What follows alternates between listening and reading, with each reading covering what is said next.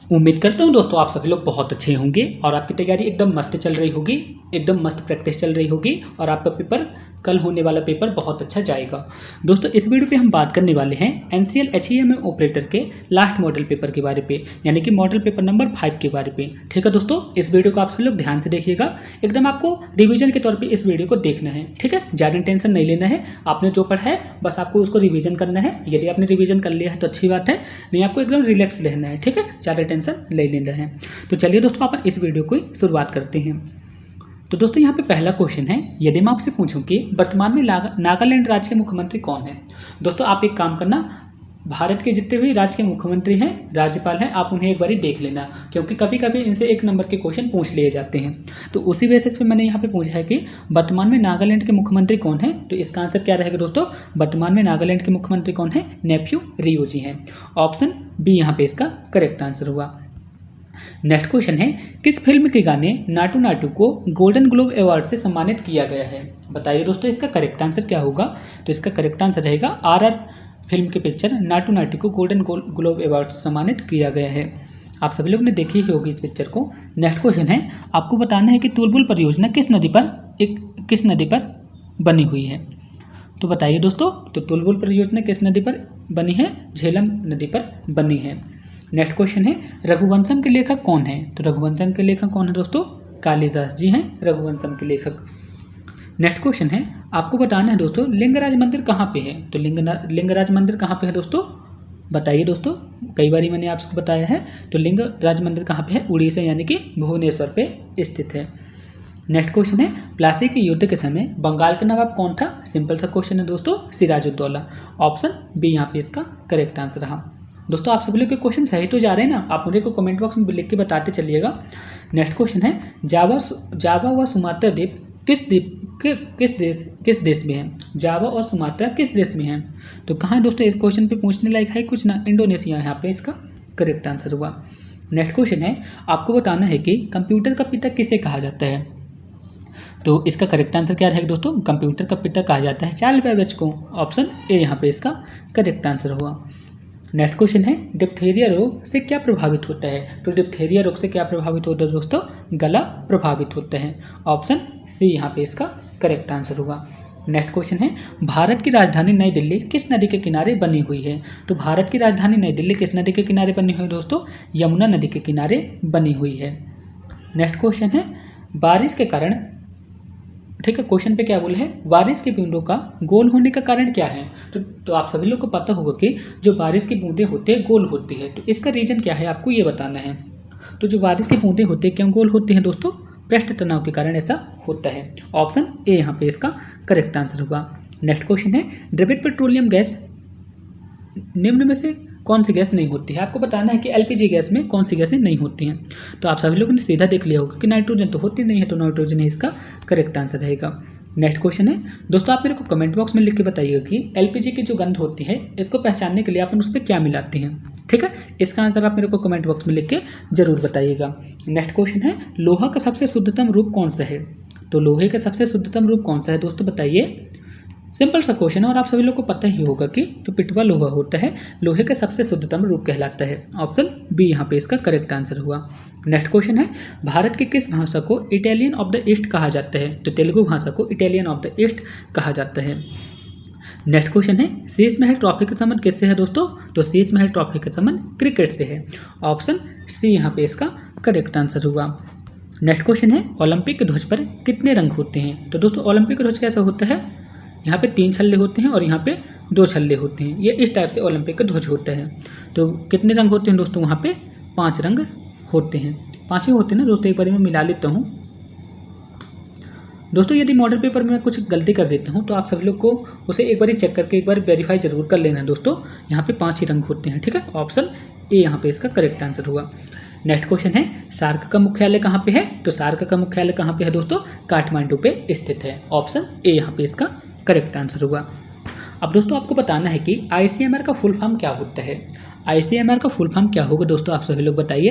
तो ICMR का full form होता है Indian council of medical research. ठीक है, ऑप्शन ए यहाँ पे इसका करेक्ट आंसर हुआ। नेक्स्ट क्वेश्चन है, साइमन का मिशन वापस जाओ का नारा किसका था। साइमन कमीशन वापस जाओ का नारा किसने दिया था दोस्तों? लाला लाजपत राव ने दिया था। ऑप्शन ए यहाँ पे इसका करेक्ट आंसर हुआ।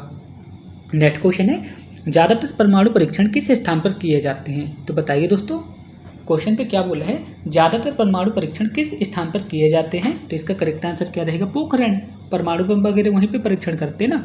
ऑप्शन ए यहाँ पे इसका करेक्ट आंसर हुआ। दोस्तों आप सभी लोग को पता होगा कि आपका एनसीएल एग्जाम होने पे करीब 1 से 2 दिन का टाइम शेष रह गया है। ऐसे में दोस्तों आपकी प्रिपरेशन को स्ट्रॉन्ग करने के लिए मैंने आपके लिए जो मॉडल पेपर तैयार किया था, इनकी प्राइस मैंने बहुत कम कर दी है।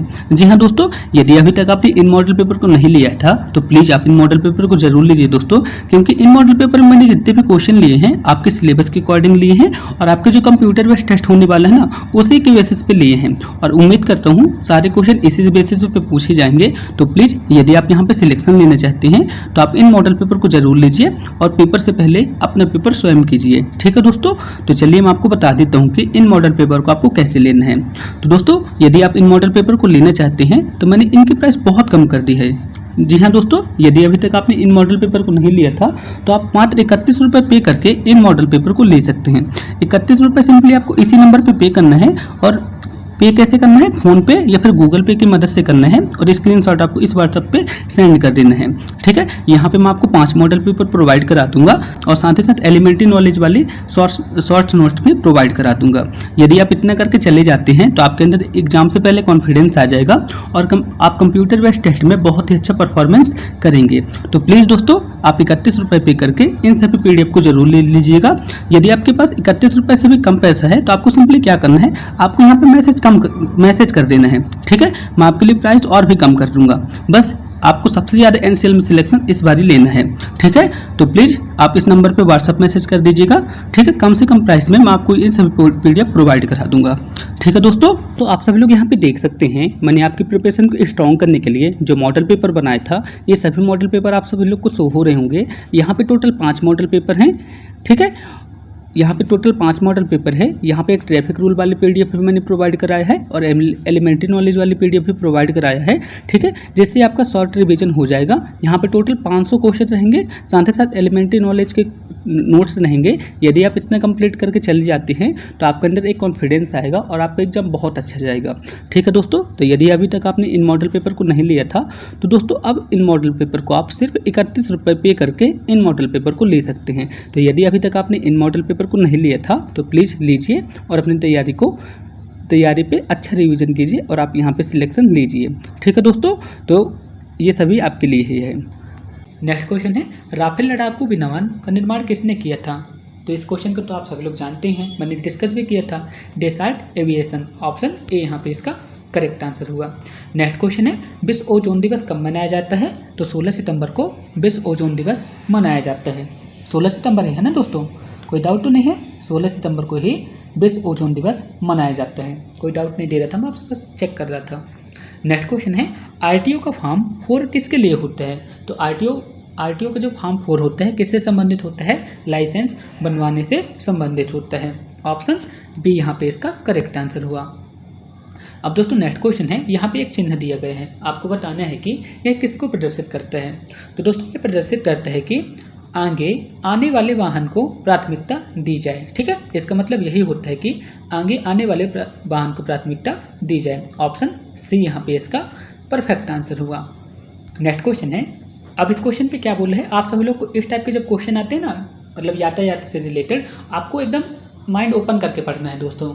ठीक है दोस्तों, क्वेश्चन पे क्या बोला है, आपके हॉर्न का उपयोग करने से एकमात्र स्वीकार्य कारण इनमें से कौन सा है? ठीक है, अब आप हॉर्न क्यों यूज करते हैं, क्वेश्चन पे ये पूछा गया है। तो आप इसका आंसर क्या लगाएंगे दोस्तों? दूसरे को चेतावनी देने के लिए। चेतावनी देने के लिए हॉर्न बजाते हैं ना, ये नहीं तो कि किसी की मजाक में अपन हॉर्न बजाने लगते हैं। वो बात अलग है कि मजाक पे बजाते हैं, लेकिन जब भी क्वेश्चन पे आता है ना तो आप एकदम सटीक आंसर लगाना है। ठीक है, दूसरे को चेतावनी देने के लिए अपन हॉर्न का यूज करते हैं। नेक्स्ट क्वेश्चन है, 6 लेन वाले हाईवे पर समान ड्राइविंग के लिए आपको किस लेन को चुनना चाहिए? क्वेश्चन पे क्या बोला है, 6 लेन वाला एक हाईवे है, तो आपको वहाँ पे किस लेन का यूज करना चाहिए आपको बताना है। तो इसका करेक्ट आंसर क्या रहेगा दोस्तों? मिडिल लेन को अपन वहाँ पे चूज करना चाहिए। ठीक है, सेंट्रल लेन को अपन वहाँ पे यूज करना चाहिए, यानी कि केंद्रीय लेन यहाँ पे इसका करेक्ट आंसर होगा। नेक्स्ट क्वेश्चन है NHAI का फुल फॉर्म क्या होता है? तो NHAI का फुल फॉर्म क्या होगा दोस्तों, बताइए। तो NHAI का फुल फॉर्म होगा, मैं आपको बता देता हूँ दोस्तों, national highway authority of India, यानी कि ऑप्शन ए है यहाँ पे इसका करेक्ट आंसर हुआ। ठीक है, ऑप्शन ए यहाँ पे इसका करेक्ट आंसर हुआ। दोस्तों आप मेरे को कमेंट बॉक्स में लिख के ये बताइएगा कि NDRF का फुल फॉर्म क्या होता है। दोस्तों ये वाला क्वेश्चन भी आपके एग्जाम पे पूछा जाता है, तो आप मेरे को बताइएगा कि NDRF का फुल फॉर्म क्या होता है। इसका आंसर आप मेरे को कमेंट बॉक्स में ज़रूर बताइएगा। नेक्स्ट क्वेश्चन है, यदि आपका वाहन किसी पैदल यात्री से टकराता है तो आपको क्या करना चाहिए? बताइए दोस्तों, इसका करेक्ट आंसर क्या होगा। यदि आपका वाहन किसी पैदल यात्री से टकराता है तो आप क्या करेंगे? क्या करेंगे दोस्तों? तुरंत भाग जाएंगे? ये वाला क्वेश्चन लगाएंगे तुरंत आपके नंबर कट जाएंगे। ठीक है, तो इसका आंसर क्या रहेगा दोस्तों? चिकित्सा की सहायता के लिए घायल को स्वयं सहायता करेंगे। ठीक है, एक बार इस क्वेश्चन को मैं फिर से पढ़ देता हूँ। क्वेश्चन पे क्या है, यदि आपका वाहन किसी पैदल यात्री से टकरा जाता है तो आप क्या करेंगे? ठीक है, सबसे पहले तो आप उसे को चिकित्सा सहायता देंगे, इसके बाद आपको क्या करेंगे? ठीक है, अपनी पहचान उससे कराएंगे और पुलिस में रिपोर्ट करेंगे। ठीक है, आपको इतना करना पड़ेगा, इस टाइप से आपके क्वेश्चन सही होंगे। ठीक है, इसलिए मैंने बोला दोस्तों यहाँ पे आपको यहाँ कॉमन सेंस वाले क्वेश्चन आएंगे यहाँ पे। ठीक है, इसलिए आपको एकदम अच्छे क्वेश्चन को यहाँ पे, अच्छे आंसर को यहाँ पे टिक लगाना है। ये नहीं कि जो आप करते हैं उसी को यहाँ पे टिक लगा देंगे तो आपका आंसर गलत हो जाएगा। ठीक है,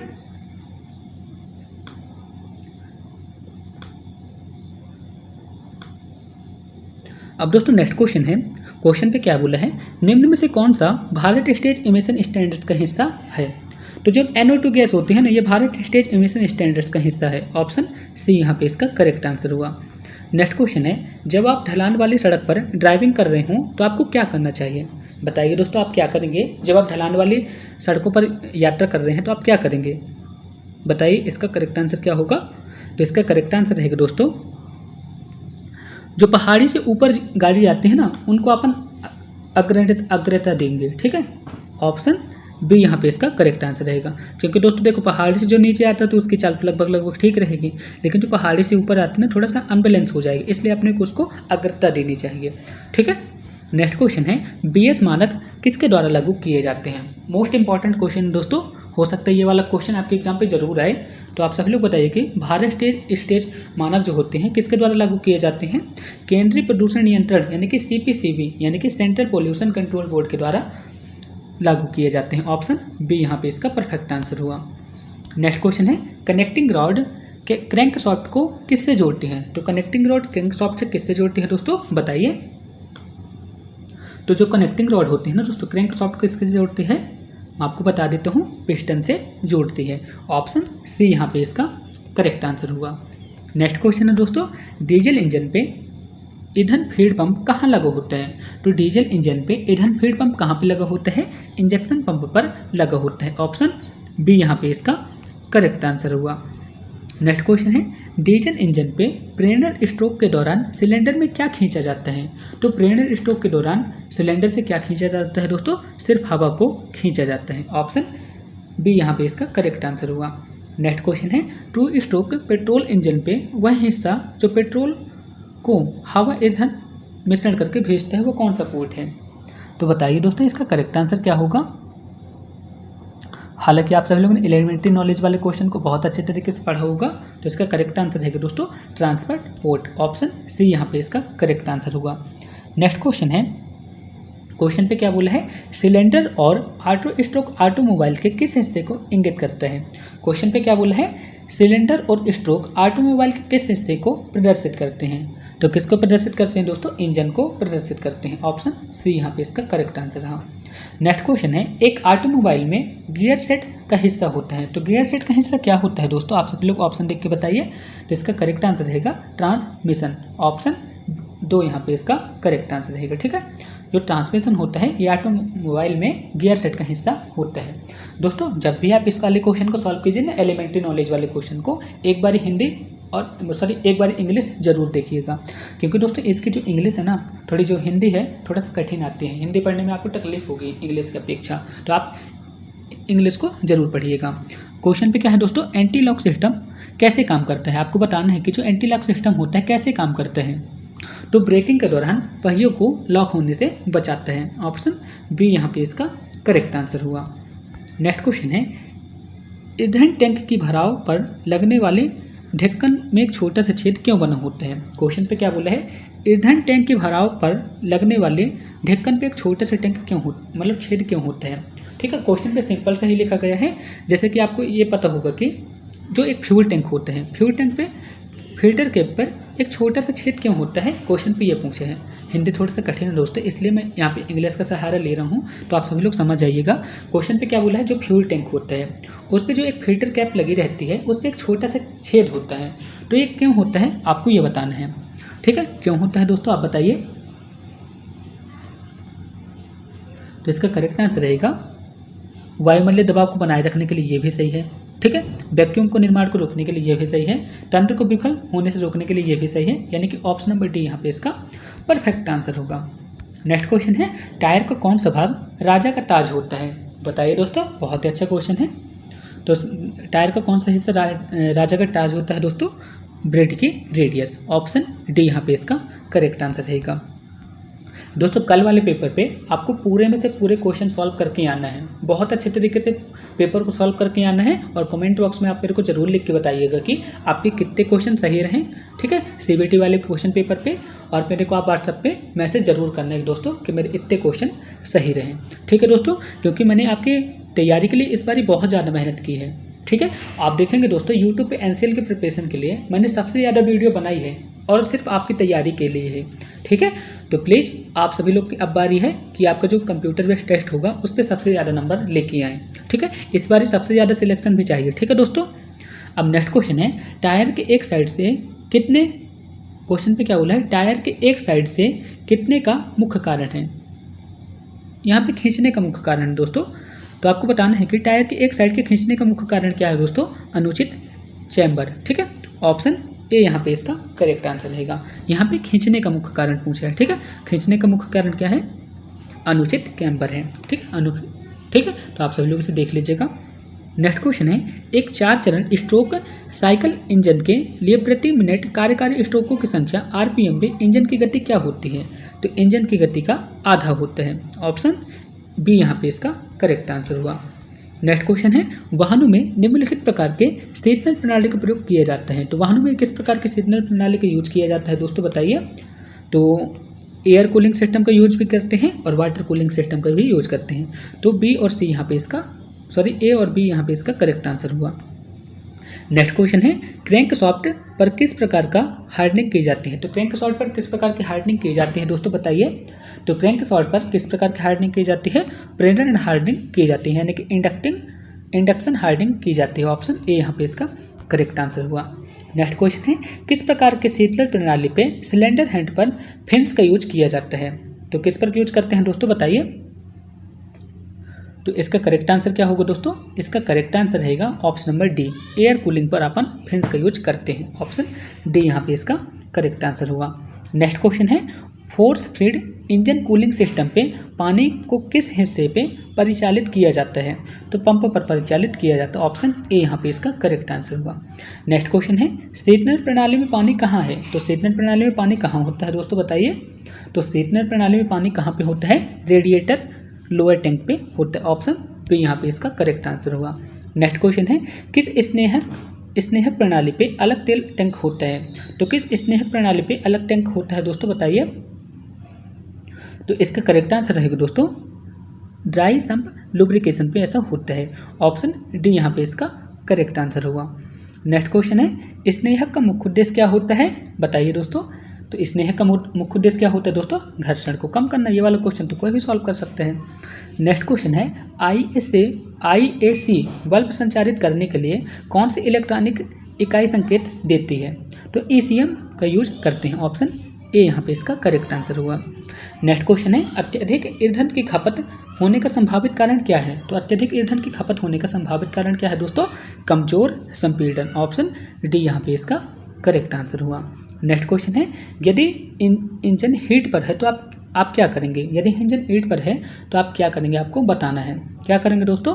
टॉप कूलेंट लेवल को कहेंगे। ठीक है, ऑप्शन सी यहाँ पे इसका करेक्ट आंसर रहेगा।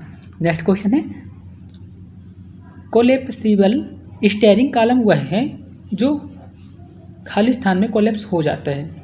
तो कोलेप्सिबल स्टीयरिंग कॉलम पूछा है कि ये क्या होता है जो कोलेप्स हो जाता है। तो क्या होता है दोस्तों, चालक की सुरक्षा करने के लिए होता है। ठीक है, चालक की सुरक्षा करने के लिए कोलेप्सिबल स्टीयरिंग कॉलम होता है। ठीक है, ऑप्शन बी यहाँ पे इसका करेक्ट आंसर होगा। नेक्स्ट क्वेश्चन है पार्किंग ब्रेक के बारे में निम्नलिखित में से कौन सा कथन लागू नहीं होता है। तो इसे हैंड ब्रेक भी कहते हैं, ये सही है। हाइड्रोलिक ब्रेक द्वारा संचालित नहीं होता है, ठीक है, ये भी सही है। सर्वो ब्रेक से स्वतंत्र होता है, ये भी सही है। तो इनमें से कोई सा भी कथन लागू नहीं होता है। ठीक है, ऑप्शन डी यहाँ पे इसका करेक्ट आंसर हुआ। नेक्स्ट क्वेश्चन है हाइड्रोलिक ब्रेक सिस्टम पे मास्टर सिलेंडर पहियों पर हाइड्रोलिक ब्रेक के संचालन पर फ्लूइड प्रेशर को क्या करता है। फ्लूइड प्रेशर को क्या करता है दोस्तों, आपको बताना है। तो ये पंप करता है। ठीक है, फ्लूइड प्रेशर को पंप करता है। ऑप्शन थर्ड यहाँ पे इसका करेक्ट आंसर हुआ। नेक्स्ट क्वेश्चन है यदि इनटेक स्ट्रोक के दौरान हवा के रुकाव में रुकावट आती है तो क्या होगा। तो हवा के रुकाव पर जब रुकावट आएगी तो क्या होगा दोस्तों, इंजन की पावर को ये कम करेगा। ऑप्शन ए यहाँ पे इसका करेक्ट आंसर होगा। आमतौर पर पिस्टन रिंग किससे बनी होती है। तो आमतौर पर जो पिस्टन रिंग होती है ना, किससे बनी होती है दोस्तों, ढलवा लोहे से बनी होती है। ऑप्शन ऑप्शन फोर्थ यहाँ पे इसका करेक्ट आंसर हुआ। नेक्स्ट क्वेश्चन है इंजन लुब्रिकेशन के लिए ऑयल पंप द्वारा संचालित होता है। किसके द्वारा संचालित होता है दोस्तों, क्रैंक शाफ्ट के द्वारा संचालित होता है। ठीक है, इंजन लुब्रिकेशन ऑयल पंप द्वारा संचालित होता है, क्रैंक शाफ्ट के द्वारा संचालित होता है। नेक्स्ट क्वेश्चन है, क्वेश्चन पे क्या बोला दोस्तों, ट्रिक ट्रांसमिशन पे टार्क कन्वर्टर की हाउसिंग के साथ बेल्ट होती है। तो इसका करेक्ट आंसर क्या होगा दोस्तों, आप सभी लोग बताइए। तो इसका करेक्ट आंसर रहेगा फ्लाईव्हील। ऑप्शन ए यहाँ पे इसका करेक्ट आंसर हुआ। नेक्स्ट क्वेश्चन है स्टीयरिंग बॉक्स की समस्या को दूर करने के लिए भारी मोटर कारों में पावर समर्थित स्टीयरिंग होती है।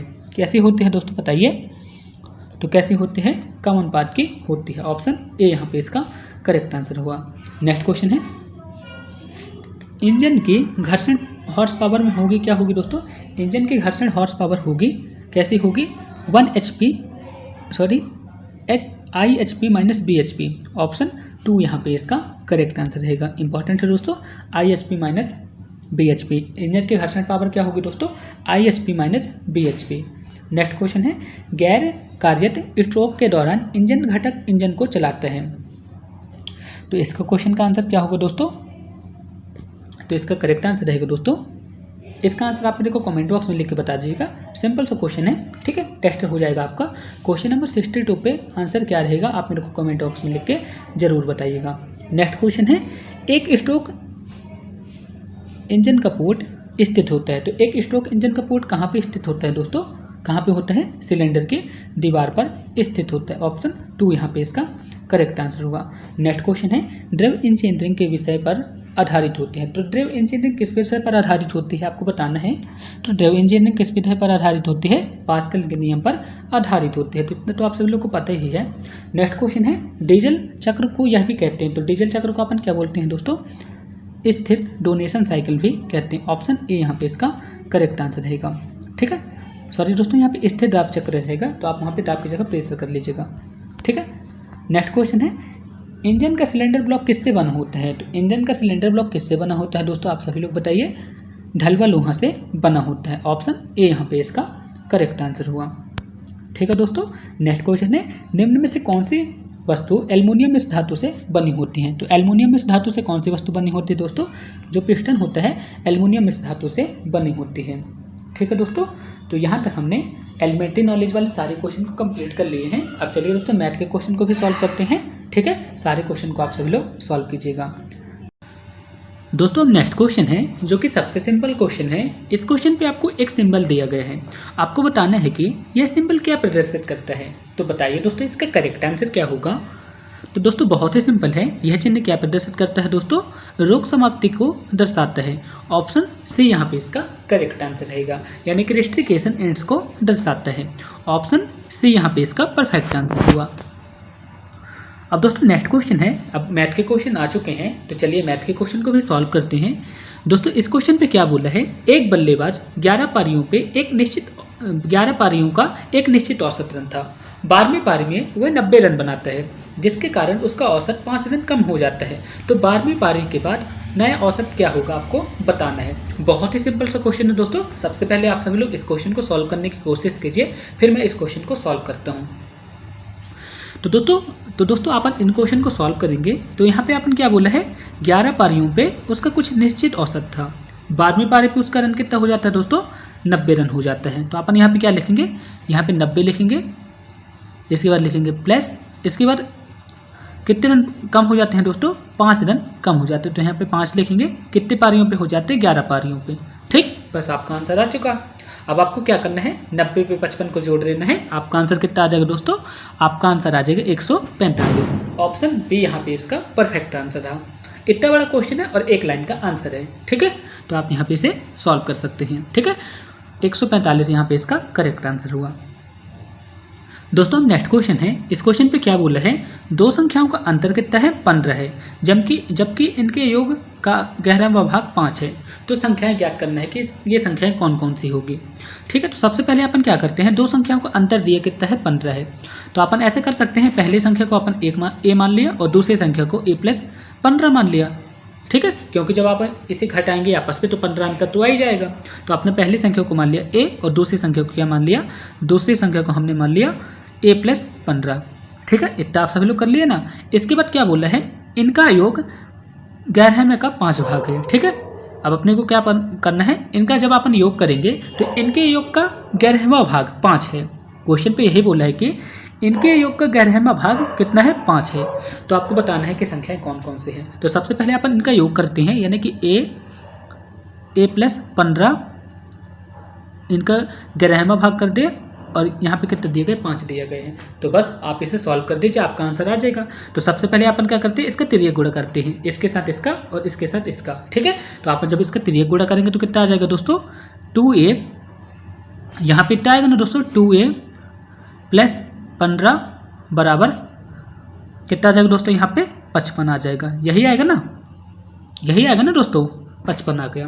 अब आपको क्या करना है, 15 को वहाँ तक माइनस करेंगे तो यहाँ पे कितना आ जाएगा दोस्तों, 55 में से 15 चला जाएगा तो 40 बचेगा। तो 2a बराबर कितना आ गया दोस्तों, 40 आ गया। a की वैल्यू यहाँ से कितनी आ गई, a की वैल्यू यहाँ से आ गई 20। इतना आप सब लोग समझे ना दोस्तों। अब आप दोस्तों बात आती है संख्या की। तो पहली संख्या को अपन क्या माना था, पहली संख्या को a माना था, तो a की वैल्यू कितनी आ गई 20। दूसरी संख्या को अपन क्या माना था, a+15, तो दूसरी संख्या क्या आ जाए, 20+15 बराबर कितना आ गया दोस्तों, 35। कौन से ऑप्शन पे है आप बताइए दोस्तों, ऑप्शन नंबर बी यहाँ पे इसका करेक्ट आंसर है। सिंपल सा क्वेश्चन था दोस्तों। अब दोस्तों नेक्स्ट क्वेश्चन है। इस क्वेश्चन पे क्या बोला है कि आपको बताना है कि इसका वर्ग कितना होगा। वर्ग ही पूछा है। 1994 को 1994 के साथ जब अपन गुणा कराते हैं तो कितना आंसर आएगा, आप बताइए दोस्तों क्या होगा इसका आंसर। तो इसका आंसर मैं आपको डायरेक्ट बता देता हूँ, आप इसे सॉल्व करने की खुद से कोशिश कीजिएगा। इसका आंसर रहेगा ऑप्शन नंबर बी। ठीक है, 3976 यहाँ पे इसका करेक्ट आंसर रहेगा। ठीक है, तो आप सभी लोग इसे सॉल्व कर लीजिएगा दोस्तों, आपका आंसर इतना ही आना चाहिए। दोस्तों अब नेक्स्ट क्वेश्चन है जो कि सबसे सिंपल क्वेश्चन है। क्वेश्चन पे क्या बोला है, यहाँ पे एक संख्या दी गई है। संख्या क्या है, 5432*7। यहाँ पे मैं लिख देता हूँ 5432*7। ये किससे विभाजित है, 9 से विभाज्य है।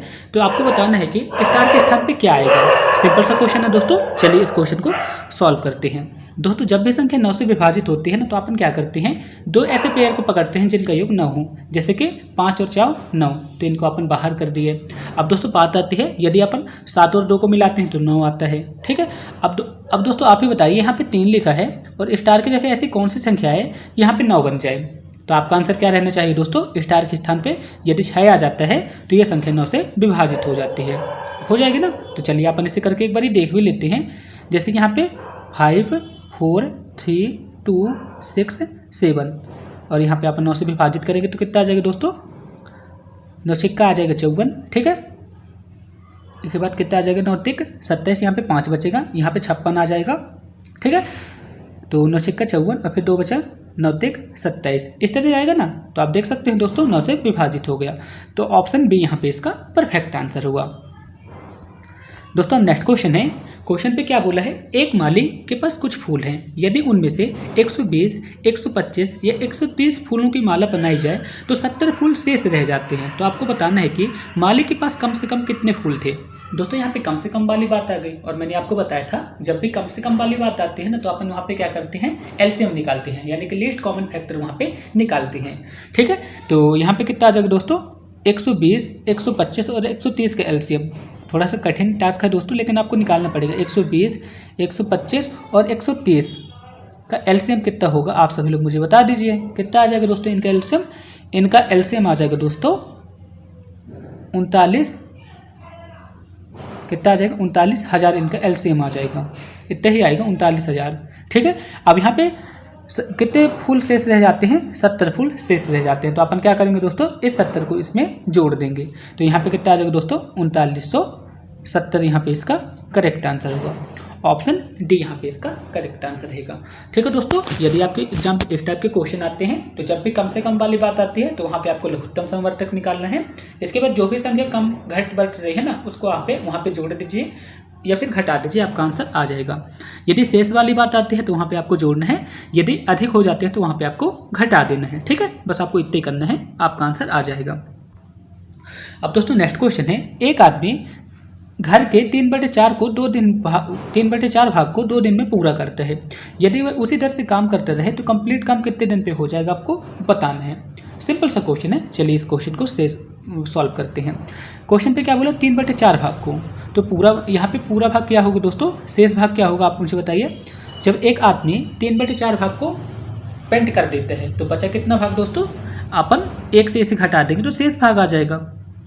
3/4 से अपन जब इसे घटा देंगे तो यहाँ पे कितना आ जाएगा दोस्तों, 1/4 भाग, ये अपना शेष भाग बचा हुआ है। ठीक है, अब क्वेश्चन पे क्या बोला है, यदि वह उसी दर से काम करता है तो पूरा काम कितने दिनों में कंप्लीट हो जाएगा, आपको ये बताना है। ठीक है, तो 3/4 भाग को कितने दिन पे कंप्लीट करता है दोस्तों, आप सभी लोग बताइए दोस्तों। सिंपल सा क्वेश्चन है, आप सभी लोग इसे सॉल्व कर सकते हैं। तो 3/4 भाग को कितने दिन में पूरा करता था, 3/4 भाग को आदमी कितने दिन पे वो वाला काम करता था, 2 दिन पे कंप्लीट करता था। तो यहाँ पे एक भाग कितना आ जाएगा दोस्तों, यहाँ पे एक भाग कितना आ जाएगा, एक भाग आ जाएगा 2 × 4/3। ठीक है, अपन वहाँ पे पक्षांतर कर देंगे तो यहाँ पे आ जाएगा। ठीक है, तो यहाँ पे कितना आ जाएगा, 8/3। ठीक है, एक भाग 8/3 दिनों में पूरा करेगा। लेकिन भाग कितने हैं दोस्तों, 1/4 है, तो अपन 1/4 के साथ इसका मल्टीप्लाई कर देंगे। लेकिन भाग कितने हैं दोस्तों, 1/4 है, तो 1/4 भाग के लिए क्या होगा दोस्तों, 1/4 भाग के लिए 1/4 से आपको क्या करना है, 8/3 से गुणा करा देना है, बस आपका आंसर आ चुका। तो यहाँ पे कितना आ जाएगा दोस्तों, 8/3 था, सॉरी दोस्तों यहाँ पे। ठीक है, तो 4 × 4, 4 × 8। ठीक है, तो 2/3 यहाँ पे इसका करेक्ट आंसर हुआ।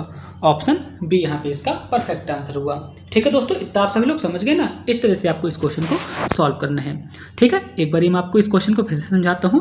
क्वेश्चन पे क्या बोल रहा है, 3/4 भाग को 2 दिन पे कंप्लीट करते हैं। ये 3/4 वाले भाग की बात हुई है, तो एक भाग को कितने दिन में पूरा करेगा दोस्तों, एक भाग को पूरा करेगा 2 × 4/3, यानी कि जो 3/4 है ये आपस में इंटरचेंज हो जाएंगे, यानी कि अंश हर में और हर अंश में हो जाएगा। ठीक है, तो यहाँ पे कितना आ जाएगा दोस्तों, 8/3।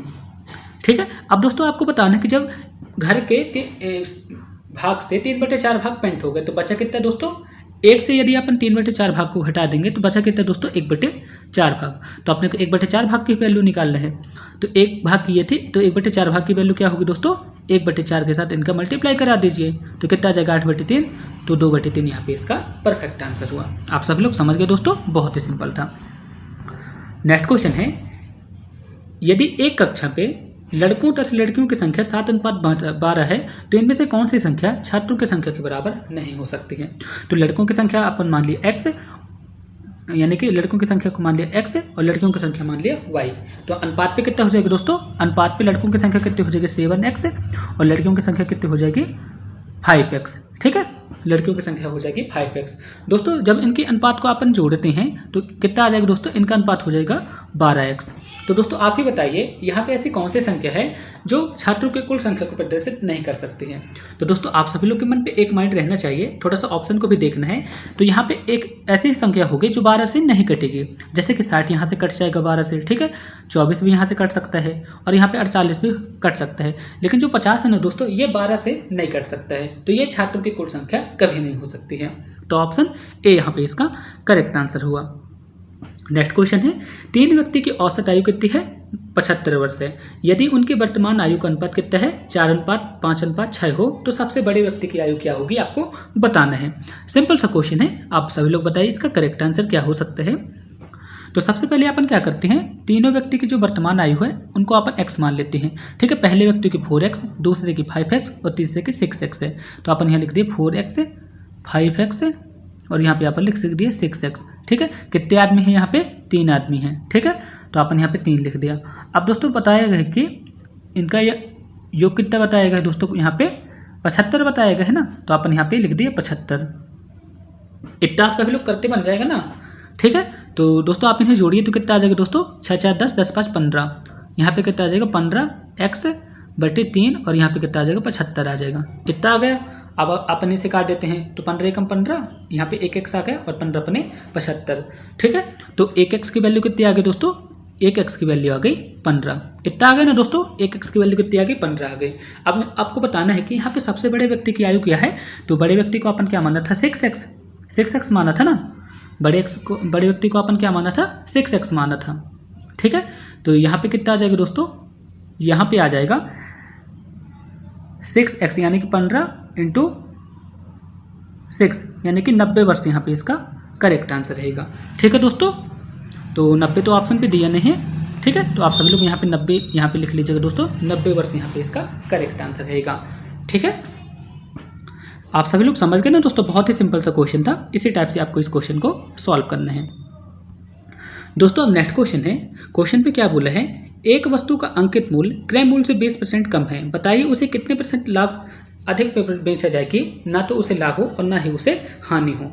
तो बताइए इस टाइप के क्वेश्चन को आपको कैसे सॉल्व करना है। मैंने कई बार ये आपको बताया है कि इस टाइप के क्वेश्चन को आपको कैसे सॉल्व करना पड़ता है, ठीक है।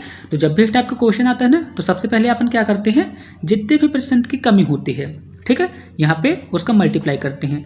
यहाँ पे क्या करेंगे, प्रतिशत कमी या फिर वृद्धि, ठीक है, प्रतिशत कमी या वृद्धि, इसके साथ अपना मल्टीप्लाई करते हैं और उसी संख्या के साथ यहाँ पे 100 को घटा देते हैं, ठीक है। बस आपको इसी को याद रखना है, आपका आंसर 1 मिनट पे आ जाएगा, ठीक है। तो यहाँ पे 100 लिखेंगे, 100 में कितने % की कमी हो रही है? 20% की, और 100 से माइनस कर देंगे 20 को, तो यहाँ पे कितना आ जाएगा? 80 आ जाएगा। इतना आ गया ना, ठीक है। तो अब यहाँ पे आप सॉल्व कीजिए, तो 20 एकम 20, 20 चौको 100, ठीक है। 100 पे यदि अपन 4 का भाग लगाएंगे तो कितना आ जाएगा? 25 आ जाएगा। 25% यहाँ पे इसका करेक्ट आंसर रहेगा। कौन से ऑप्शन पे है? ऑप्शन डी यहाँ पे इसका परफेक्ट आंसर हुआ। सिंपल सा है ना दोस्तों, ऑप्शन डी यहाँ पे इसका करेक्ट आंसर हुआ। दोस्तों अब नेक्स्ट क्वेश्चन है जो कि सबसे इजी क्वेश्चन है, लेकिन लैंग्वेज इसकी थोड़ा सा कठिन है। क्वेश्चन पे क्या बोला है, एक दुकानदार एक साइकिल को 10% की हानि पर बेचता है। यदि वह साइकिल को कितने रुपए पर बेचे कि 19% की हानि होती है, यदि 10% की हानि पर विक्रय मूल्य कितना है? 1200 रुपये है। तो बताइए इस क्वेश्चन का करेक्ट आंसर क्या होगा। तो चलिए इस क्वेश्चन को दोस्तों सॉल्व करते हैं। इजी सा क्वेश्चन है, आप सभी लोग इस वीडियो को ध्यान से देखना, ठीक है। तो इस टाइप का क्वेश्चन जब भी आता है ना दोस्तों, तो सबसे पहले अपन क्या करते हैं, अपने को क्या करना है, अपने को निकालना है विक्रय मूल्य, ठीक है। अपने को क्या निकालना है दोस्तों? विक्रय मूल्य अपने को निकालना है, ठीक है। तो इसका एक फॉर्मूला होगा। फॉर्मूला क्या होगा दोस्तों? पहली वस्तु का विक्रय मूल्य, ठीक है। पहली वस्तु का विक्रय मूल्य, पहली वस्तु का विक्रय मूल्य, ठीक है। इसके बाद आपको क्या करना है, इंटू करना है। इसके बाद 100 प्लस दूसरा प्रतिशत, ठीक है। 100 प्लस दूसरा प्रतिशत बटे 100 प्लस पहला प्रतिशत, ठीक है। 100 प्लस दूसरा प्रतिशत बटे 100 प्लस पहला प्रतिशत, ठीक है। बस आपको इसे फॉर्मूले के यहाँ पे यूज करना है और आपका आंसर आ गया, ठीक है। तो यहाँ पे कितना आ जाएगा दोस्तों? यहाँ पे आ जाएगा 1200, ठीक है। इसके बाद आपको इंटू करना है। इसके बाद आपको क्या करना था दोस्तों? इंटू करना था, ठीक है। तो यहाँ पे आपका दोस्तों क्या देख रहे हैं, यहाँ पे हानि हो रही है, और जब भी हानि होती है तो अपन उसे क्या करते हैं, 100 से माइनस करते हैं, ठीक है। तो हमने 100 से यहाँ पे माइनस कर दिया। अब यहाँ पे कितना आ जाएगा दोस्तों? यहाँ पे भी हानि हो रही है, तो अपन इसे भी 100 से माइनस कर देंगे। इतना तो आप सभी लोग समझते हैं ना। बस आपका आंसर आ गया दोस्तों, आपको कुछ नहीं करना। अब यहाँ पे कितना आ जाएगा दोस्तों, 1200 आ गया। यहाँ पे आ गया 81, यहाँ पे कितना आ जाएगा दोस्तों, 81 आ जाएगा। और यहाँ पे कितना आ जाएगा, 90 आ जाएगा। ठीक है, आप सभी लोग इसे सॉल्व कीजिए। तो 9 9 81 हो गया। तो 12 नंबर कितना होता है दोस्तों, 12 नंबर 108 और 1 0 यहाँ पे, यानी कि 1080 यहाँ पे इसका करेक्ट आंसर हुआ। आप सभी लोग सॉल्व कर लिए ना दोस्तों, 1080 यहाँ पे इसका करेक्ट आंसर हुआ। दोस्तों अब नेक्स्ट क्वेश्चन है। दोस्तों यहाँ पे मैं जो मैथ के क्वेश्चन को कंप्लीट करा रहा हूँ ना, इससे भी सरल क्वेश्चन आपके एग्जाम पे आएंगे। लेकिन दोस्तों यदि कठिन क्वेश्चन आ जाते हैं तो आपको सर नहीं पकड़ना है, आपको अप्रोचेस सीखनी है यहाँ पे। ठीक है, कैलकुलेशन मेरे से कुछ गलती हो सकती है तो आपको उसे इग्नोर करना है। ठीक है, यह नहीं कि आप मेरे को कमेंट बॉक्स में बताने लगे कि इसका आंसर यही होगा। हो जाता है दोस्तों कभी कभी, ठीक है, मिसप्रिंट हो जाता है, तो आप उसे मैनेज कर लीजिएगा। लेकिन आप यहाँ पे अप्रोच सीखिएगा। ठीक है, अब दोस्तों नेक्स्ट क्वेश्चन है। इस क्वेश्चन पे क्या बोला है, किसी धनराशि 6 वर्ष में 4% की वार्षिक दर से साधारण ब्याज की दर से 696 हो जाती है, तो आपको बताना है कि मूलधन कितना है। सिंपल है, चलिए इस क्वेश्चन को सॉल्व करते हैं। तो दोस्तों इसका फॉर्मूला होगा। फॉर्मूला क्या होगा दोस्तों, अपने को क्या निकालना है, धनराशि निकालना है। तो अपन यहाँ पे लिखेंगे धनराशि, यहाँ पे अपन लिखेंगे मिश्र धन इंटू 100। इसके बाद आपको क्या करना है, 100 करना है प्लस दर इंटू समय करना है। ठीक है, दर इंटू समय, ये आपको इतना करना है। इतना आप सभी लोग कर लेंगे ना, कोई डाउट नहीं होना चाहिए। इतना आप सभी लोग करेंगे। अब आपको क्या करना है दोस्तों, मिश्र धन की जगह आपको क्या लिखना है, मिश्र धन की जगह लिखना है आपको 496 इंटू 100। इसके बाद आप आपको यहाँ पे क्या लिखना है, 100 प्लस दर इंटू समय लिखना है। दर यहाँ पे कितनी है, 4% है और समय कितना है, 6% है। ठीक है, बस आपका आंसर चुटकियों में आ गया। बस आप इसे सॉल्व कीजिए दोस्तों। यहाँ पे कितना आ जाएगा, 496 और यहाँ पे कितना आ जाएगा दोस्तों, इंटू 100। और यहाँ पे कितना आ जाएगा दोस्तों, यहाँ पे 100 था और दर और समय आपस में मल्टीप्लाई होकर जुड़ जाएंगे तो कितना आ जाएगा दोस्तों, 100 कितना आएगा, 124 आएगा। इतना ही आएगा ना ये। ठीक है, तो ये कितने बारी भाग में चला जाएगा दोस्तों, 24 चौको 124 चौको 496। ठीक है, तो 4 और 100 आपस में मल्टीप्लाई होंगे तो कितना आ जाएगा दोस्तों, 400 यहाँ पे इसका करेक्ट आंसर हुआ। ऑप्शन ए यहाँ पे इसका परफेक्ट आंसर हुआ। नेक्स्ट क्वेश्चन है। इस क्वेश्चन पे भी आपको धनराशि निकालना है, जो कि बहुत ही सिंपल है। और इस वाले क्वेश्चन को मैंने आपके पिछले वाले मॉडल पेपर पे जो सॉल्व कराया था उसी से मिलता जुलता क्वेश्चन है दोस्तों, और आप इस क्वेश्चन को सॉल्व कर सकते हैं। तो बताइए दोस्तों इसका आंसर क्या होगा। मैंने इस क्वेश्चन को पिछले वाली वीडियो पे सूत्र के साथ बताया था, यहाँ पे भी बता दूंगा, लेकिन आप सभी लोग इसे सॉल्व करने की कोशिश कीजिए। तो दोस्तों जब भी इस टाइप का क्वेश्चन आता है ना, अपने को क्वेश्चन पे क्या निकालना है, धनराशि निकालना है। तो जब भी इस टाइप का क्वेश्चन आता है तो अपन क्या करते हैं दोस्तों, मिश्र धन में अंतर निकालते हैं, मिश्र धनों में अंतर निकालते हैं। मिश्र धन में अंतर इंटू 100 बटे पहला मिश्र धन। ठीक है, बस आपको इसी फॉर्मूले को यहाँ पे लगाना है और आपका आंसर आ चुका। ठीक है, तो अपन क्या करते हैं, मिश्र धन में अंतर देखते हैं। तो 2 वर्ष में 500 और 3 वर्ष में 540। तो यदि अपन इनका अंतर देखते हैं तो कितने का अंतर आता है दोस्तों, 540 से यदि अपन 500 को घटा देते हैं तो 40 का ही अंतर आता है। तो अपन यहाँ पे लिखेंगे 40 इंटू 100। अब इसके बाद पहला वाला मिश्र धन कितना था दोस्तों, पहला वाला मिश्र धन था 500, इतना ही था ना, पहला वाला मिश्र धन कितना था 500। अब आपका आंसर आ चुका, आप इसे सॉल्व कर लीजिए। तो 1 0 से 1 0 ये कट गया, 50 से कम 50, 50 दूनी 100, यानी कि 8% यहाँ पे करेक्ट आंसर रहेगा। ठीक है, तो यहाँ पे दर कितनी आ जाएगी दोस्तों, 8% यहाँ पे इसका करेक्ट आंसर हुआ। ठीक है, तो दर कितनी है, 8% की है दोस्तों। अब नेक्स्ट क्वेश्चन है। राम 12 किलोमीटर प्रति घंटे के चाल से अपने दफ्तर से जाता है। यदि वह अपने चाल के 5/6 चाल से जाता है तो 20 मिनट देर से पहुंचता है, तो घर से दफ्तर के बीच की दूरी कितनी होगी आपको बताना है। बहुत ही सिंपल सा क्वेश्चन है दोस्तों, चलिए अपन इसे सॉल्व कर लेते हैं। ठीक है, ध्यान से समझिएगा दोस्तों। क्वेश्चन पे क्या बोला है, यहाँ पे 5/6 चाल आ गई। और दोस्तों इस टाइप के क्वेश्चन को मैंने सिखाया है, जब भी इस टाइप की संख्या आती है तो अपन क्या करते हैं, पहले अंश वाली संख्या लिखते हैं, फिर इसके बाद हर माइनस अंश वाली संख्या। इतना आप सभी लोग कर लेंगे ना। इसके बाद आपको देखना है कि कितने मिनट लेट पहुंचता है, तो 20 मिनट लेट पहुंचता है। तो अपन यहाँ पे लिखेंगे 20 मिनट है ना, इसको अपन किस में कर देते हैं, घंटे में कन्वर्ट कर देते हैं। ठीक है, घंटे में अपन इसे कन्वर्ट कर ले। घंटे पे इसलिए कन्वर्ट कर लिया दोस्तों, ऑप्शन पे किलोमीटर है और किलोमीटर प्रति घंटे की जोड़ी बनती है। ठीक है, मीटर प्रति सेकंड की जोड़ी बनती है, लेकिन यहाँ पे किलोमीटर है तो आपने को इसे घंटे में कन्वर्ट करना पड़ेगा। तो इससे तो अपने को कोई मतलब रहेगा नहीं, क्योंकि एक आ जाएगा। अब यहाँ पे कितना आ जाएगा दोस्तों, 12 × 5 = 60। ठीक है, इतना ही आएगा ना। तो 20/12 आया, यहाँ पे कितना आ गया दोस्तों 20/12। 20/12 को अपन क्या लिख सकते हैं 4 पंचे 20 और 4 तें 12, ठीक है, यानी कि 5/3 घंटे। 5/3 घंटे यहाँ पे आ गए। 5/3 घंटे आए ना दोस्तों। अब अपने को क्वेश्चन पे क्या लेके आना है, घर से दफ्तर के बीच की दूरी निकालना है। तो दूरी बराबर क्या होता है आप सभी लोग बताइए दोस्तों। दूरी बराबर होता है चाल इंटू समय। चाल इंटू समय यही होता है ना। समय तो अपन निकाल लिए थे 5/3 और चाल कितने थे दोस्तों 12 किलोमीटर प्रति घंटे थे, तो उनका अपन गुणा करा दीजिए। तो कितना आ जाएगा 3 चौको 12, 5 और 4 आपस में जब गुणा होंगे तो कितना आ जाएगा दोस्तों 20 किलोमीटर घर से दफ्तर के बीच में दूरी रहेगी। आप सभी लोग समझे ना दोस्तों। 1% का डाउट है नहीं है ना। होपफुली आप सभी लोग समझ ही गए होंगे। नेक्स्ट क्वेश्चन है 50 किलोमीटर प्रति घंटा और 52 किलोमीटर प्रति घंटे की चाल से परस्पर विपरीत दिशा में चल रही दो रेलगाड़ियों की लंबाई कितनी है 250 मीटर और 260 मीटर है। वे एक दूसरे को कितने समय में पार कर लेंगी आपको बताना है। सिंपल सा क्वेश्चन है। चलिए इस क्वेश्चन को सॉल्व करते हैं। तो सबसे पहले अपन देखेंगे कि रेलगाड़ियों की लंबाई कितनी है। नहीं, सीधे अपन इसे सॉल्व करते हैं। अपने को क्या निकालना है दोस्तों समय निकालना है। समय बराबर क्या होता है, समय बराबर क्या होता है बताइए। समय बराबर होता है दूरी बटे चाल। लेकिन आप बोलेंगे दूरी यहाँ पे तो दिया नहीं है। तो आप सभी लोग को पता है कि ट्रेन की लंबाई ही उसकी दूरी का काम करती है। तो अपन यहाँ पे लिखेंगे टाइम बराबर, अपने को क्या निकालना है टाइम बराबर डिस्टेंस अपॉन स्पीड। तो यहाँ पे डिस्टेंस कितनी आ जाएगी दोस्तों 250 और 260। इनको जब आपस में जोड़ेंगे तो कितना आएगा बताइए। कितना आ जाएगा दोस्तों 250 और 260 को अपन यहाँ पे जोड़ देते हैं।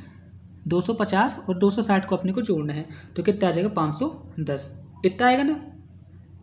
यहाँ पे कितनी दूरी कितने आ गई 510 मीटर, ठीक है 510 मीटर ये दूरी आ गई। इसके बाद आपको क्या करना है दोस्तों, ये विपरीत दिशा में गाड़ी जा रही है तो 50 और 52 ये दोनों स्पीड यहाँ पे जुड़ जाएंगी। तो यहाँ पे कितना जुड़ जाएगी दोस्तों 50 और 52 मिलके कितना हो गए दोस्तों 50 और 52 मिलके हो गए 102, ठीक है।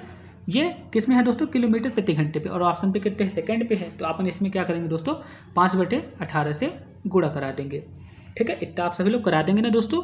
तो यहाँ पे कितना आ जाएगा दोस्तों, इसे आप सभी लोग सॉल्व कीजिए। 5/18 है ना तो 18 तो ऊपर चला जाएगा। तो यहाँ पे कितना आ जाएगा 510 इंटू 18/102 इंटू 5। कोई डाउट नहीं, ठीक है। तो बस आप इसे सॉल्व कीजिए दोस्तों, बताइए इसका आंसर और फिर कितना आएगा। तो दोस्तों आप इन्हें सॉल्व कीजिएगा। तो मैं भी इसे सॉल्व कर रहा हूँ। तो सबसे पहले तो अपन इसे 5 से ही काट देते हैं। 5 से काटेंगे दोस्तों तो यहाँ पे कितना आ जाएगा 5 एकम 5, 5 शून्य शून्य, ये आ जाएगा 102 आ जाएगा, ठीक है। और जब अपन इसे काटेंगे तो यहाँ पे कितने बारी में चला जाएगा 9 बारी में और यहाँ पे कितने बारी में चला जाएगा 51 बारी पे। तो यहाँ पे 51 एकम 51 और ये 102 ये भी कट गए। तो यहाँ पे 2 बचा और यहाँ पे 9 बचा। तो यहाँ पे कितना आ जाएगा दोस्तों 18 सेकंड बचा। 18 सेकंड यहाँ पे इसका करेक्ट आंसर हुआ, ठीक है। ऑप्शन सी यहाँ पे इसका परफेक्ट आंसर रहेगा। दोस्तों जब आपका एग्जाम होगा तो आपको घबराना बिल्कुल नहीं है।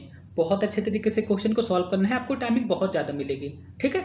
टाइमिंग आपको मिलेगी। आपको अच्छे से क्वेश्चन को पढ़ना है। एक बार हिंदी पढ़ लेना है, एक बार इंग्लिश पढ़ लेना है, ठीक है। इसके बाद थोड़ा सा सोचना है, इसके बाद आंसर को टिक करना है। दोस्तों इस कंप्यूटर बेस्ड टेस्ट की सबसे अच्छी बात यही है कि आप अपने आंसर को बदल भी सकते हैं, ठीक है। तो आपके पास प्लस पॉइंट भी इस बार यही रहेगा क्योंकि इसके पहले जो पेपर होते थे एनसीएल के ऑफलाइन बेस पे होते थे। यदि आपने गोले को टिक कर दिया तो उसे आप बदल नहीं सकते थे। तो आपका बेनिफिट यही रहेगा कि आप इन क्वेश्चन को यदि आप गलत फिल कर देते हैं गोले को तो आप उसे बदल भी सकते हैं, ठीक है। तो आप सभी लोग बहुत अच्छे तरीके से सॉल्व कीजिएगा दोस्तों। और इस बार एनसीएल में बहुत अच्छे सिलेक्शन होनी चाहिए, ठीक है। आप मेरे को पर्सनली मैसेज करेंगे जब आपका सिलेक्शन हो जाएगा तो। अब दोस्तों नेक्स्ट क्वेश्चन है। इस क्वेश्चन पे क्या बोला है, एक त्रिभुज की कोई भुजा 12 सेंटीमीटर है और इस भुजा से ऊंचाई कितनी है 8 सेंटीमीटर है। तो त्रिभुज का क्षेत्रफल क्या होगा आपको बताना है। तो त्रिभुज का क्षेत्रफल क्या होता है दोस्तों, त्रिभुज का क्षेत्रफल होता है 1/2 आधार इंटू ऊंचाई होता है। त्रिभुज का क्षेत्रफल क्या होता है 1/2 आधार इंटू ऊंचाई होता है, यही होता है ना। तो अपन यहाँ पर लिखेंगे 1/2 आधार कितना है दोस्तों 12 मान लिए और ऊंचाई कितनी है, ऊंचाई है 8 सेंटीमीटर। तो आप इसे काट दीजिए दोस्तों 12 चौको 48 यहाँ पे इसका करेक्ट आंसर हुआ। बहुत ही सिंपल सा था, आप इसे सॉल्व कर लिए होंगे। अब दोस्तों नेक्स्ट क्वेश्चन है। इस क्वेश्चन पे आपको सिर्फ ऑप्शन को सहारा लेके इन क्वेश्चन को सॉल्व करना है, ठीक है दोस्तों। अब आप बताइए दोस्तों अपन x की जगह क्या रखें और y की जगह क्या रखें कि यहाँ पे 12 आ जाए, ठीक है। बताइए, आप ही बताइए यहाँ पे क्या रख सकते हैं कि 12 आ जाए। बताइए दोस्तों, सिंपल सा क्वेश्चन है, मैंने आपको सोचने के लिए थोड़ा सा टाइम भी दिया है कि अपन यहाँ पे क्या रख सकते हैं। तो दोस्तों यदि अपन x की जगह 3 रख देते हैं, ठीक है, मैं यहाँ पे सोच के कर रहा हूँ क्योंकि दोस्तों इस तरह में बहुत टाइम लग जाएगा। x की जगह 3 रख देते हैं और y की जगह भी 3 रख देते हैं, तो ये क्वेश्चन एकदम फिट हो जाएगी। ठीक है, x की जगह भी 3, y की जगह भी 3। ठीक है, तो जब अपन यहाँ पे रखेंगे तो कितना आ जाएगा दोस्तों, 3 रखा 9 और यहाँ पे कितना आ जाएगा, 3 बचेगा, यानी कि 9 और 3 मिलकर 12 हो गए। अब ये वाले इक्वेशन को सेटिस्फाई करते हैं, 3 और 3 इंटू 9 एकदम बिल्कुल सही है दोस्तों। x की जगह यहाँ पे क्या होगा, x की जगह यहाँ पे 3 होगा और y की जगह भी यहाँ पे क्या होगा, 3 होगा। तो आपको बताना है कि इसकी वैल्यू कितनी होगी। तो 3 इंटू 3 माइनस 3 यानी कि 9 में से 3 अपन चले गए, तो यहाँ पे कितना बचे दोस्तों, 6। कौन से ऑप्शन पे है, ऑप्शन बी यहाँ पे इसका परफेक्ट आंसर हुआ। ठीक है, तो 3x माइनस y की वैल्यू कितनी आ जाएगी दोस्तों, 6 यहाँ पे इसका करेक्ट आंसर हुआ। नेक्स्ट क्वेश्चन है, 12 सेंटीमीटर त्रिज्या वाले ठोस धात्विक गोले को पिघलाकर 2 सेंटीमीटर त्रिज्या के एक छोटे गोले बनाए जाते हैं, तो कितने छोटे गोले बनेंगे आपको बताना है। तो दोस्तों आपको ये तो पता होगा, जब किसी धातु को पिघलाकर एक धातु से दूसरी धातु में अपन कन्वर्ट करते हैं तो उसका क्या होता है, आयतन बराबर रहता है। ठीक है, आयतन तो हमेशा ही बराबर रहता है ना, तो आयतन बराबर रहेगा तो अपन यहाँ पे क्या लिखेंगे, V1 इंटू V2। अब गोला बोला है तो गोले का फॉर्मूला क्या होता है आपसे बताइए दोस्तों, बताइए। 5वें 6वें वाला क्वेश्चन है, गोले का फार्मूला होता है 4/3 पाई r क्यूब, यही होता है ना। लेकिन दोस्तों यहाँ पे r की जगह अपन r बड़ा वाले यहाँ पे लिख दिया और छोटे वाले गोले के लिए यहाँ पे हमने बड़ी r लिख दिया। बस आपको इतना ही करना था, आपका आंसर आ गया। क्योंकि दोस्तों 4/3 पाई कट गई, तो यहाँ पे V1 क्या रहेगा दोस्तों, यहाँ पे V1 और V2, यहाँ पे अपन लिखेंगे R1 और यहाँ पे लिख देंगे R2। ठीक है, यहाँ पे क्यूब था तो यहाँ पे भी हमने क्यूब कर दिया, ये क्यूब कर दिया। ठीक है, तो R1 क्या था दोस्तों, R1 थे यहाँ पे 12, तो यहाँ पे लिखेंगे 12 इंटू 12 इंटू 12 और यहाँ पे लिखेंगे 2 इंटू 2 इंटू 2 और यहाँ पे लिखेंगे V1 बटे V2। ठीक है, इन्हें आप सॉल्व कीजिए दोस्तों, यहाँ पे आ जाएगा 6 इंटू 6 इंटू 6 यानी कि आ जाएगा दोस्तों 216, यहाँ पे इसका करेक्ट आंसर हुआ। ठीक है दोस्तों, 216 गोले बनाए जा सकते हैं। नेक्स्ट क्वेश्चन है, 2 पाइप P और Q मिलकर एक टंकी को 20 मिनट में भर सकते हैं। P अकेले 30 मिनट में भर सकता है, तो Q अकेले उस टंकी को कितने मिनट में भर सकता है आपको बताना है। सिंपल सा क्वेश्चन है, चलिए इस क्वेश्चन को सॉल्व करते हैं। ठीक है, क्वेश्चन पे क्या बोला है दोस्तों, P और Q मिलके उस टंकी को कितने मिनट में भर सकते हैं, 20 मिनट में भर सकते हैं। P अकेला उस टंकी को कितने मिनट में भरता है, 30 मिनट में भरता है, तो आपको बताना है कि Q अकेले उस टंकी को कितने मिनट में भरेगा। तो इसका जब आप LCM लेंगे तो कितना आ जाएगा दोस्तों, 60 आ जाएगा। तो P प्लस Q की वैल्यू कितनी आ जाएगी दोस्तों, 3 आ जाएगी और P की वैल्यू कितनी आ जाएगी, 2 आ जाएगी। अब दोस्तों आप ही बताइए, P और Q इसकी एक दिन की वैल्यू कितनी आ गई, 3 आ गई, जहाँ पे P अकेला कितना है, 2 है, तो यहाँ पे Q आ जाएगा, कितना आ जाएगा दोस्तों, यहाँ पे Q आ जाएगा 1, क्योंकि P यहाँ पे ऑलरेडी 2 दिया हुआ है। ठीक है, तो Q कितना आ गया, 1 आ गया। अब आपको Q की कैपेसिटी पट गई कि Q की कैपेसिटी कितनी पता चल गई, 1 है, तो आपको बताना है कि इस 60 काम को कितने दिन में वो कर लेगा, 60 मिनट पे कंप्लीट कर लेगा। ठीक है, यहाँ पे टंकी वाली बात हुई है, तो यहाँ पे 60 मिनट यहाँ पे इसका करेक्ट आंसर हुआ। सिंपल था ना दोस्तों, इस टाइप से इस क्वेश्चन को सॉल्व करना था। दोस्तों नेक्स्ट क्वेश्चन है, क्वेश्चन पे क्या बोला है, 6 अंकों की बड़ी से बड़ी संख्या क्या होगी जो 243 से पूर्णतः विभाजित हो। तो चलिए इस क्वेश्चन को भी एक बार आप देख लेते हैं। तो 6 अंकों की सबसे बड़ी संख्या क्या होगी दोस्तों, 6 अंक यानी कि 9 को अपन 6 बार लिखेंगे। ठीक है, 9 को अपन 6 बार लिख लिए। इसके बाद आपको क्या करना है, इसे 243 से भाग देना है। तो 243 से जब आप इसे भाग देंगे तो शेषफल कितना आ जाएगा, शेषफल आएगा दोस्तों, मैं यहाँ पे डायरेक्ट सॉल्व कर रहा हूँ, शेषफल आ जाएगा 54। ठीक है, शेषफल कितना आएगा दोस्तों, यहाँ पे 54 आएगा, आप इसे भाग दे दीजिएगा, शेषफल यहाँ पे 54 आएगा। तो दोस्तों अब आपको क्या करना है, जो 6 अंकों की सबसे बड़ी संख्या थे ना, यानी कि 9 और 6 को 54 से घटा देना है। तो आपका आंसर क्या आ जाएगा दोस्तों, यहाँ पे बताइए, आपका आंसर ये आ जाएगा। ठीक है, कौन से ऑप्शन पे है, ऑप्शन बी यहाँ पे इसका परफेक्ट आंसर हुआ। कोई डाउट नहीं। अब यहाँ पे नेक्स्ट क्वेश्चन है, आपको बताना है कि इसकी वैल्यू क्या हो, कोट x की वैल्यू क्या होगी। दोस्तों हालांकि त्रिकोणमिति वाले क्वेश्चन नहीं आते हैं आपके एग्जाम पे, लेकिन बाई चांस आ भी जाता है तो सिंपल से क्वेश्चन रहेंगे, आप उसे इजीली सॉल्व कर सकते हैं। अब दोस्तों आप ही बताइए, यहाँ पे कॉट एक्स की वैल्यू क्या होगी। थोड़ा सा आप सभी लोग दिमाग लगाइए, बहुत ईजी क्वेश्चन है, ठीक है। तो यहाँ पे इसका करेक्ट आंसर क्या होगा, sign A minus cos A बराबर 0, अपन इतना लिख सकते हैं, ठीक है। अब इसका अपन जब पक्षांतर करेंगे तो साइन ए बराबर कॉस ए, ये आ जाएगा, इतना हो कर सकते हैं, ठीक है। अब आपको क्या करना है, इस साइन ए को भी वहाँ पे पक्षांतर ले जाना है, तो यहाँ पे कितना आ जाएगा दोस्तों, कॉस ए बटे साइन ए, ठीक है। इतना आप सभी लोग कर लेंगे ना। अब आपको बताना है कि कॉट बराबर क्या होता है, कॉस बटे साइन।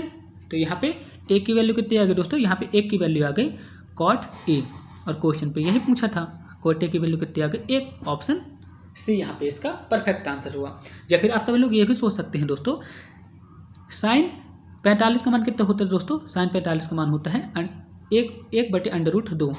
साइन कॉस की वैल्यू भी कितनी होती है, 1 √2। तो यहाँ पे एक की जगह यही रखेंगे, तो कॉट 45 की वैल्यू कितनी आ जाएगी दोस्तों, कॉट 45 की वैल्यू भी आ जाएगी 1 आ जाएगी, ठीक है, ठीक है। कॉट 45 यानी कि 1, tan 45 और कॉट 45 हमेशा एक ही होते हैं, तो आपको इतना पता है ना, तो बस आपका आंसर आ ही जाता। ऑप्शन सी यहाँ पे इसका करेक्ट आंसर हुआ। दोस्तों नेक्स्ट क्वेश्चन है, इस क्वेश्चन पे भी आपको थोड़ा सा सोचना है। आपको सोचना है कि ए और बी की जगह क्या आ सकते हैं, ए और बी की जगह क्या आ सकते हैं कि आपके आंसर करेक्ट हों, ठीक है। जैसे यहाँ पे 5b बराबर 25 लिखा हुआ है, तो आपको बताना है कि ए की जगह क्या हो सकता है और बी की जगह क्या हो सकता है। थोड़ा सा आपको सोचना है और आपका आंसर आ ही जाएगा। यहाँ पे हमने ए बी बराबर लिख दिया, ए बी बराबर यहाँ पे कितना है 20 है। तो दोस्तों अपन ऐसा कर सकते हैं, अपन ए को 20 मान लिए और बी को ए मान लिए, ठीक है। तो यहाँ पे 25 आज एकदम सेटिस्फाई है। ए की जगह अपन 20 रख रहे हैं और बी की जगह 1 रखें, इनका गुणा करा रहे हैं तो 20 आ रही है, ये भी सेटिस्फाई हो गया, ठीक है। तो अपने को ये पता चल गया कि ए की जगह अपने को क्या रखना है, 20 रखना है, और बी की जगह अपने को 1 रखना है, ठीक है। तो ये वाला इक्वेशन क्या होगा दोस्तों, 20 - 5, ठीक है, यानी कि कितना आ जाएगा 15। कौन से ऑप्शन पे है, ऑप्शन बी यहाँ पे इसका परफेक्ट आंसर हुआ। कोई डाउट नहीं। तो दोस्तों यहाँ तक हमने मैथ के क्वेश्चन को एकदम सॉल्व कर लिया बहुत अच्छे तरीके से। अब दोस्तों नेक्स्ट क्वेश्चन है, इस क्वेश्चन पे क्या बोला है, भारत और पाकिस्तान के बीच शिमला समझौता कब हुआ था। बताइए दोस्तों इसका करेक्ट आंसर क्या होगा। आप सभी लोग जानते होंगे कि शिमला समझौता हुआ था 1972 में। इतना आप सभी लोग को पता है ना, पता ही होगा मेरे ख्याल से, ठीक है। शिमला समझौता हुआ था 1972 में। नेक्स्ट क्वेश्चन है, मियावाकी पद्धति का संबंध किससे है। तो मियावाकी जो पद्धति होती है ना दोस्तों, किससे संबंधित होती है, वृक्षारोपण से संबंधित होती है। नेक्स्ट क्वेश्चन है, प्रेस सूचना ब्यूरो के महानिदेशक किसे नियुक्त किए गए हैं। तो प्रेस सूचना ब्यूरो के महानिदेशक किसे नियुक्त किए गए हैं दोस्तों, बताइए। राजेश मल्होत्रा जी को नियुक्त किए गए हैं। ऑप्शन ए यहाँ पे इसका करेक्ट आंसर हुआ। नेक्स्ट क्वेश्चन है, आपको बताना है कि वर्तमान में थल सेना के अध्यक्ष कौन है। बताइए इसका करेक्ट आंसर क्या होगा। तो वर्तमान में थल सेना के अध्यक्ष कौन है दोस्तों, जनरल मनोज पांडे जी हैं, ठीक है। और नौसेना के कौन है दोस्तों, एडमिरल राधाकृष्ण हरि कुमार नौसेना के हैं। और यहाँ पे वायुसेना के कौन है, एयर मार्शल VR चौधरी जो है तो एयर सेना मतलब वायुसेना के प्रमुख हैं, ठीक है। नेक्स्ट क्वेश्चन है, एशिया के सबसे बड़े टेलीस्कोप का उद्घाटन कहाँ पे किया जाएगा। दोस्तों इस क्वेश्चन को मैंने ऑलरेडी डिस्कस किया हुआ है, तो बताइए इस क्वेश्चन का करेक्ट आंसर क्या हो सकता है। बहुत ही सिंपल सा क्वेश्चन है और इसका करेक्ट आंसर रहेगा, एशिया के सबसे बड़े टेलीस्कोप का उद्घाटन कहाँ पे किया गया, उत्तराखंड पे किया गया। नेक्स्ट क्वेश्चन है, वर्तमान में भारत में कुल कितनी महारत्न कंपनियां हैं। बता दीजिए दोस्तों इसका करेक्ट आंसर क्या होगा। सिंपल सा क्वेश्चन है, तो इसका करेक्ट आंसर रहेगा, वर्तमान में भारत में 12 महारत्न कंपनियां हैं। नेक्स्ट क्वेश्चन है, लाडली बहना योजना किस राज्य में शुरू की गई। तो आप सभी लोग को पता होगा कि मध्य प्रदेश सरकार द्वारा लाडली बहना योजना शुरू की गई। ऑप्शन डी यहाँ पे इसका करेक्ट आंसर हुआ। नेक्स्ट क्वेश्चन है दोस्तों, थ्रेड्स ऐप का संबंध किससे है। थ्रेड्स ऐप का संबंध किस कंपनी से है। आप फेसबुक वगैरह चलाते ही होंगे, फेसबुक को ही मेटा कर दिया गया है, तो ये मेटा की कंपनी है। नेक्स्ट क्वेश्चन है, 74वें गणतंत्र दिवस समारोह में किस झांकी को प्रथम पुरस्कार मिला था।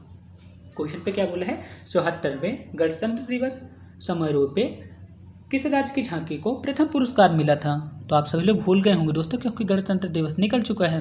तो इसका आंसर क्या होगा दोस्तों, यदि आप पेपर पे आ जाता है तो आप सब लोग क्या टिक करेंगे, उत्तराखंड, यहाँ पे इसका करेक्ट आंसर हुआ। नेक्स्ट क्वेश्चन है, हाल ही में ICAR द्वारा गेहूँ की एक नई किस्म विकसित की गई, जिसका नाम क्या है, आप सभी लोग को बताना है दोस्तों।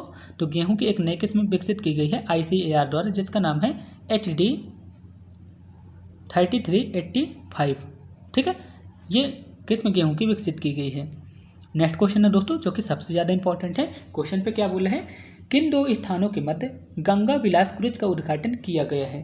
तो कहाँ कौन कौन से शहरों के मध्य किया गया दोस्तों, वाराणसी और डिब्रूगढ़ के बीच में गंगा विलास क्रूज का उद्घाटन किया गया है, ठीक है। ऑप्शन ए यहाँ पे इसका करेक्ट आंसर हुआ। तो दोस्तों इस मॉडल पेपर पे हमने सब क्वेश्चन को डिस्कस कर लिया। उम्मीद करता हूँ कल आपका पेपर बहुत अच्छा जाएगा। आप सभी लोग बहुत अच्छे तरीके से क्वेश्चन को सॉल्व करके आना दोस्तों, ठीक है। CBT वाला जब टेस्ट होगा तो एकदम कूल माइंड से आपको पेपर देना है, किसी भी तरह की टेंशन नहीं लेना है, ठीक है। और पूरे क्वेश्चन आप सही करके आना दोस्तों, और मेरे को आके तुरंत व्हाट्सएप पर मैसेज करना या फिर टेलीग्राम पर मैसेज करना कि आपके कितने क्वेश्चन सही रहे, ठीक है। इस बार आपको NCL पे सिलेक्शन जरूर लेना है, ठीक है। तो बस दोस्तों आप सभी लोग अपना रिलैक्स कीजिए, ठीक है। अब आपको क्या करना है दोस्तों, थोड़ा सा आपको रिलैक्स करना है। हो सके तो आप सभी लोग पढ़ना हो तो पढ़ सकते हैं, नहीं तो कोई बात नहीं। आपने जितनी पढ़ाई की है अपने आप को कॉन्फिडेंस रखना है दोस्तों, आपका पेपर बहुत अच्छा जाएगा, ठीक है। ज़्यादा टेंशन आपको बिल्कुल मत लेना है, ठीक है। आपने जितना पढ़ा है बस आपको उतना ही अब लिमिटेड कर दीजिए दोस्तों। पढ़ाई जितना की है ना, यदि आपने रिवीजन कर लिया है तो ठीक है, यदि आपने रिवीजन नहीं भी किया है ना तो आपको उसके पीछे भागना नहीं है, क्योंकि पेपर के दिन क्या होता है दोस्तों, एक दिन पहले पढ़ेंगे ना तो वही वाली चीज़ें आपको याद हो जाएगी, पीछे वाली चीज़ें भूल जाएगी। तो बस आपको रिलैक्स करना है आज, ठीक है। तो बस दोस्तों इस वीडियो पे सिर्फ इतना ही था। प्लीज़ यदि आप इस वीडियो को अपने दोस्तों में शेयर करना चाहें तो कर सकते हैं दोस्तों, उनके भी बेनिफिट होगा, ठीक है। तो प्लीज़ आप इस वीडियो को अपने दोस्तों में भी ज़रूर शेयर कीजिएगा। चैनल को सब्सक्राइब जरूर कर दीजिएगा दोस्तों, ये आप ही की यूट्यूब फैमिली है और इसे आगे लेके आपको ही जाना है, ठीक है दोस्तों आप मेरे से इंस्टाग्राम पे भी जुड़ सकते हैं, फेसबुक पे भी जुड़ सकते हैं और टेलीग्राम पे भी जुड़ सकते हैं, ठीक है। मिलते हैं दोस्तों नेक्स्ट वीडियो पे, तब तक के लिए आप सभी लोग रिलैक्स कीजिए।